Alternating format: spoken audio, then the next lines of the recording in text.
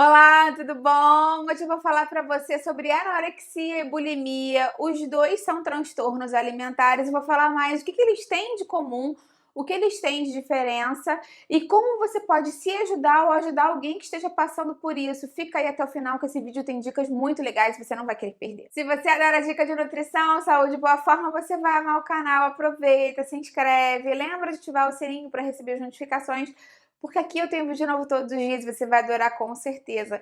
Aproveita também, dá um pulinho lá no Instagram, me segue por lá que eu tenho outros vídeos, dicas e novidades. É o mesmo nome aqui do canal, @nutricionista Patrícia Leite também.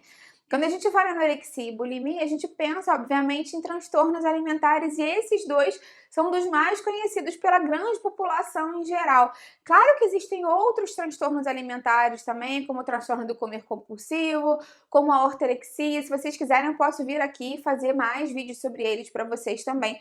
Mas nesse vídeo eu resolvi tratar especificamente da anorexia e da bulimia porque eles compartilham sintomas parecidos, apesar de terem diferenças na prática. E eles compartilham alguns tipos de coisas que vocês podem fazer no dia a dia para tentar melhorar. Eu sei que muitas pessoas que estão assistindo esse vídeo, às vezes, podem ser pais preocupados, familiares preocupados com alguém que sofre de anorexia ou bulimia. Então, no final, também vou dar algumas dicas de como você ajudar alguém que você ama que está passando por isso.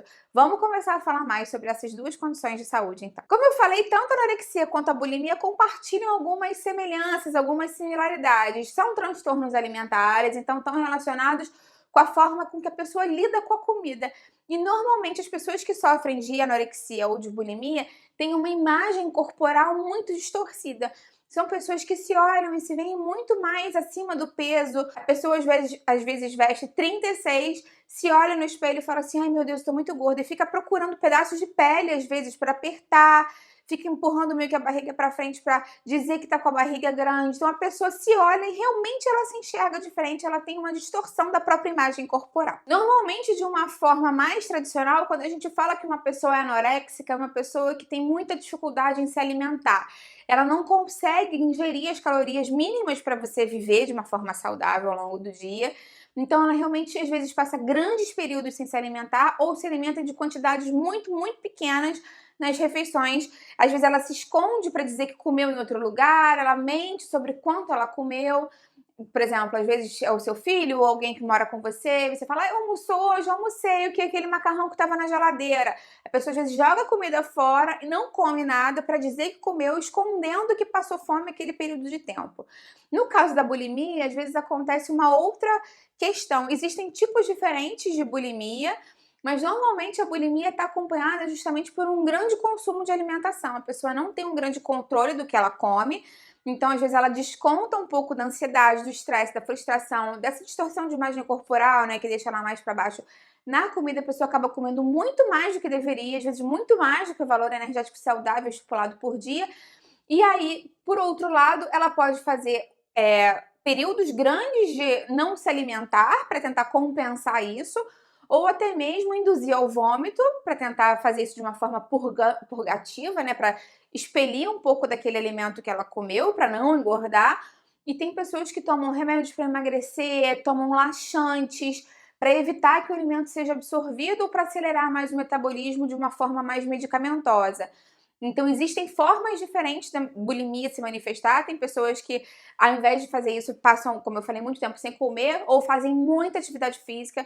Às vezes a pessoa comeu 2, 3 pratos de comida e aí uma hora depois já tá na academia, faz 4, 5 aulas junto de localizada, esteira, faz transporte, faz muito exercício físico mesmo para tentar compensar esse excesso de caloria ingerido. Apesar dos transtornos alimentares não acometerem especificamente as mulheres, a gente sabe que a maior prevalência realmente é no sexo feminino, mas existem homens e rapazes e meninos que também sofrem com transtornos alimentares, e normalmente a faixa etária é a adolescência, assim, dos 12 aos 20 e pouquinhos anos. Normalmente a população mais jovem é a que é mais acometida, mas claro que ela pode acometer qualquer faixa etária, inclusive algumas crianças e algumas pessoas mais maduras e adultos mesmo. A grande questão com relação à anorexia e bulimia é que normalmente pode não ter nenhum sintoma que você consiga perceber de cara, porque normalmente os sintomas aparecem e acontecem depois de algum tempo que a pessoa já sofre com essa condição de saúde. Quando eles começam a acontecer,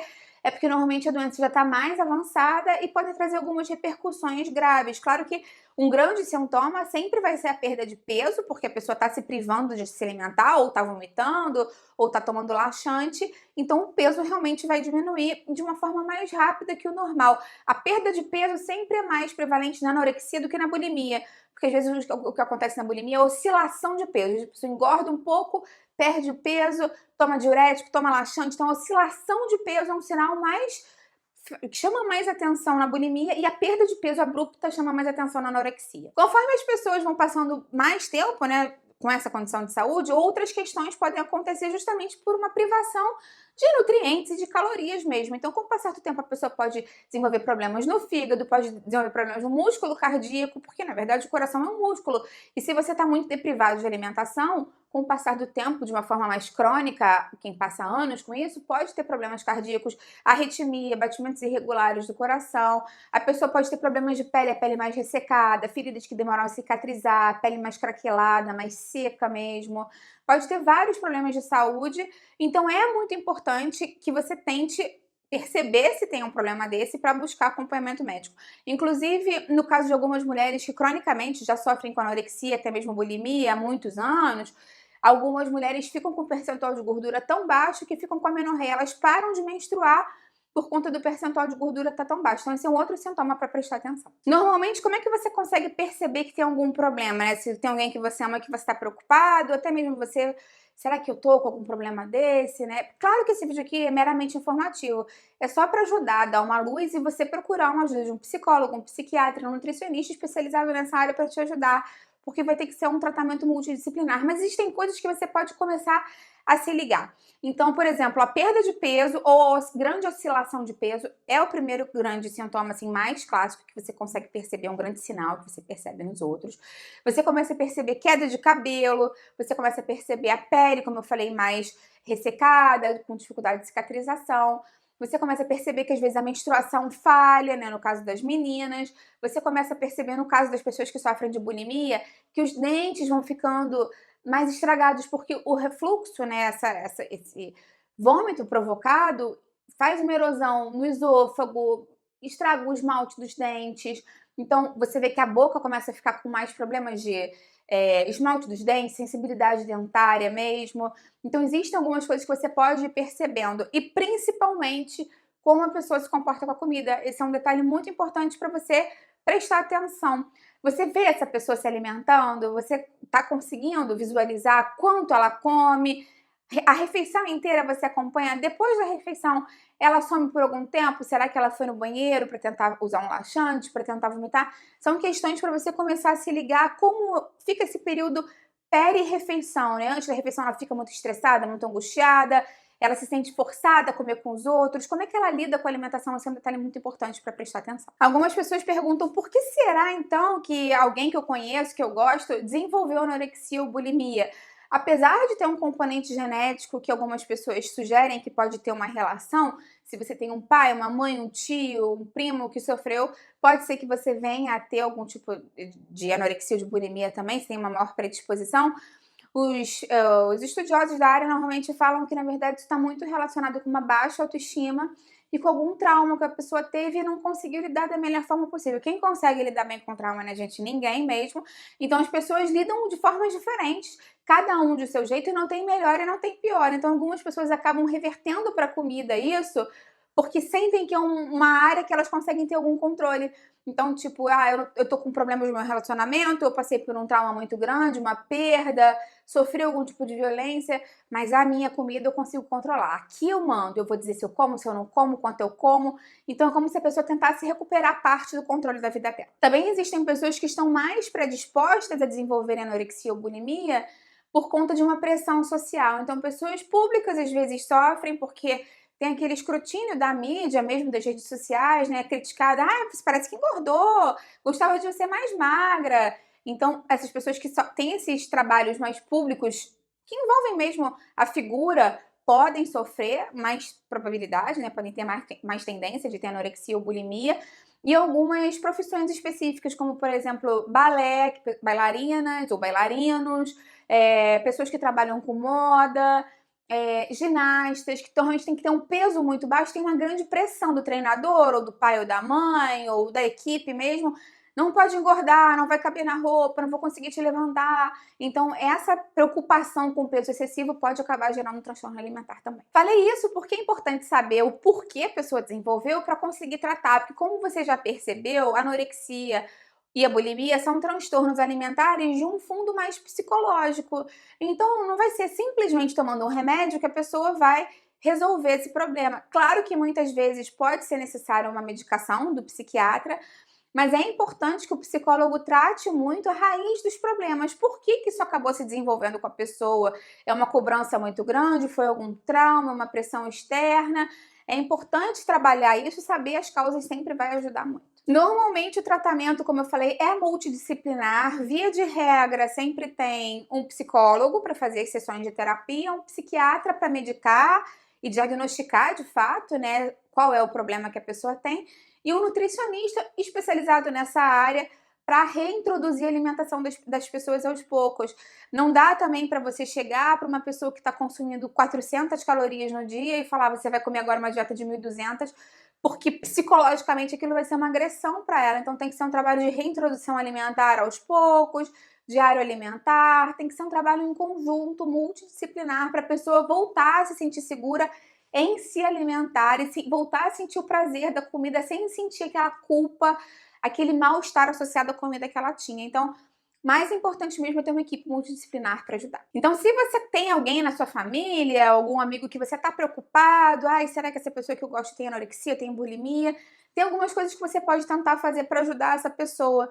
Claro que é muito interessante tentar conversar sobre isso com a pessoa, mas a gente tem que ter muito tato, muito carinho, muito cuidado em como se aproximar para a pessoa não ficar assustada e acabar, né, até se afastando de você, porque acontece em alguns casos assim, a pessoa está em negação, a pessoa não quer lidar com aquilo, não sabe, né, mesmo lidar com aquilo, é difícil demais, então a pessoa se afasta. Então é muito importante que você tenha cuidado, carinho na hora de falar com a pessoa, procura sempre um lugar reservado, não exponha a pessoa na frente de outras pessoas, procura um momento que ela esteja mais calma e tenta abordar ela de uma forma falando mais de como você está se sentindo com relação a ela, do que como ela parece estar se comportando. Por exemplo, fulano, eu vim aqui falar com você porque eu tô um pouco preocupado, eu percebi que você tem vomitado muito, eu percebi que você não tem se alimentado, eu percebi... O que você percebeu, você fala com a pessoa. E como você tá se sentindo com relação a isso? E joga a bola pra pessoa. Não acho interessante você chegar e falar, você não come nada, hein? Por que você não tá comendo? Tá cada vez mais magro. Forçar isso na pessoa, esse choque pode acabar afastando e deixando ela até mais preocupada e mais ansiosa. Também é muito importante a gente não tentar minimizar o sofrimento das pessoas, achando que ela vai superar aquilo porque a gente minimizou. Isso é uma coisa que acontece, infelizmente, muito. Às vezes a pessoa está passando por um problema que para você é um problema simples. Por exemplo, tem alguém implicando com ela no colégio ou na faculdade. Aí você pode falar, sua vida é ótima, olha, você tem casa, comida, roupa lavada, você está estudando, você tem sua família, por que você está preocupado com isso?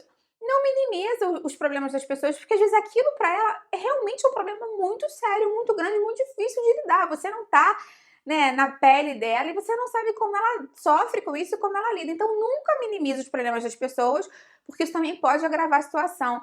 É o que eu sempre falo, a gente não pode tentar brincar de psicólogo ou de médico, ficar dando conselho para os outros assim. Então é muito importante ouvir e falar, vamos procurar alguém para te ajudar, porque isso vai ajudar mais a pessoa. Se o problema está acontecendo com você, em primeiro lugar, parabéns por buscar saber mais sobre isso, tentar entender melhor como isso funciona. E eu digo uma coisa, não tenha vergonha, é uma condição de saúde como qualquer outra condição de saúde, você não é culpado de estar passando por isso, e nem é uma pessoa mais fraca, ou pior, porque as pessoas se sentem, né, pressionadas, por que eu tô passando por isso, por que eu não consigo melhorar. Não se sinta assim, o mais importante é você tentar buscar ajuda. Se você tiver alguém da sua família que você tem contato próximo e confia, começa conversando em casa. A família, quando a gente tem uma boa família, sempre é a nossa base, a nosso alicerce, pode sempre ajudar a gente. Então tenta procurar alguém um amigo, de repente, se não for da sua família, alguém próximo de você para desabafar, para conversar. E lembra sempre de procurar ajuda especializada, procurar um psicólogo especializado em transtornos alimentares, um psiquiatra, um nutricionista. Normalmente, quando você acha um, você acha vários, porque eles trabalham normalmente já numa equipe.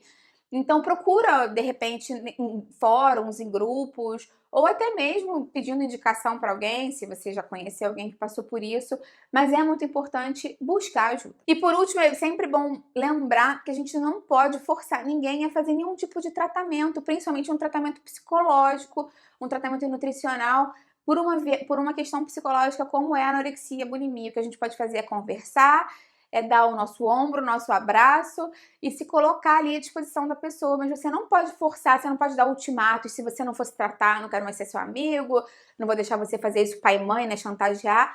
Isso não vai ajudar a pessoa, você vai deixar a pessoa mais distante de você. Então, conversar, acolher, abraçar e tentar entender o lado da pessoa vão ser muito mais interessantes do que ultimatos e brigas. Com relação à alimentação, essa questão de dieta, do que comer, do quanto comer, de como reintroduzir a alimentação, sempre vai ser muito particular e de caso para caso.